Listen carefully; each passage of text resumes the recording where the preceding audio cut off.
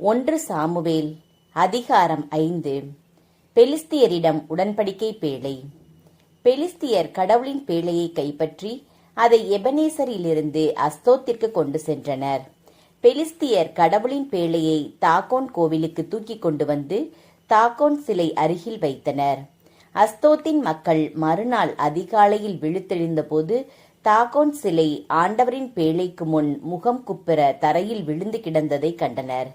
அவர்கள் அதை எடுத்து அதன் இடத்தில் மீண்டும் நிறுத்தினார்கள். அவர்கள் மறுநாள் அதிகாலையில் விழித்தெழுந்த போது தாகோன் சிலை ஆண்டவரின் பேழைக்கு முன் முகம் குப்புற தரையில் விழுந்து கிடந்ததை கண்டனர். ஆனால் அதன் தலையும் 2 கைகளும் துண்டிக்கப்பட்டு வாயிற்படியில் கிடந்தன. அதன் உடல் பகுதி மட்டும் எஞ்சியிருந்தது.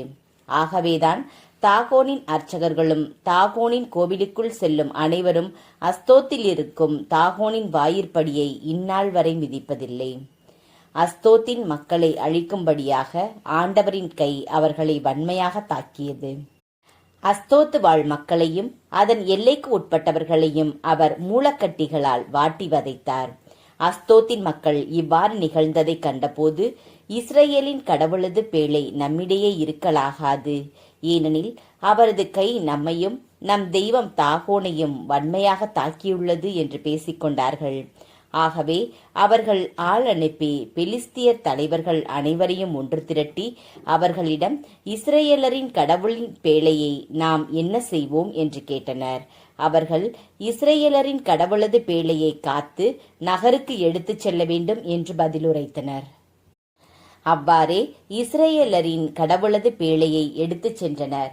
அதை அங்கு எடுத்துச் சென்ற பின் ஆண்டவரின் கை அந்நகரை வன்மையாக தாக்கி மாபெரும் அழிவை ஏற்படுத்தியது. அவர் அந்நகர் மக்களை சிறியோர் முதல் பெரியோர் வரை மூலக்கட்டிகளால் வதைத்தார். அவர்கள் கடவுளின் பேழையை எக்ரோனுக்கு அனுப்பினார்கள். கடவுளின் பேழை எக்ரோனுக்கு வரவே எக்ரோனியர், எங்களையும் எங்கள் மக்களையும் அழிக்கவே இஸ்ரேலரின் கடவுளது பேழையை கொண்டு வந்து விட்டார்கள் என்று கத்தினார்கள். எனவே அவர்கள் ஆள் அனுப்பி பெலிஸ்திய தலைவர்கள் அனைவரையும் ஒன்று திரட்டி அவர்களிடம், இஸ்ரேலரின் கடவுளது பேழையை திருப்பி அதன் இடத்திற்கே அனுப்பிவிடுங்கள், எங்களையும் எங்கள் மக்களையும் அவர் கொள்ளாதிருக்கட்டும் என்று கேட்டுக்கொண்டனர். கடவுளின் கை அவர்களை வன்மையாக தாக்கியதால் அந்நகர் எங்கும் மக்கள் இறந்தார்கள். இரவாமல் இருந்த மக்கள் மூலக்கட்டிகளால் வதைக்கப்பட்டார்கள். அந்நகரின் கூக்குரல் வான் மட்டும் எழும்பியது.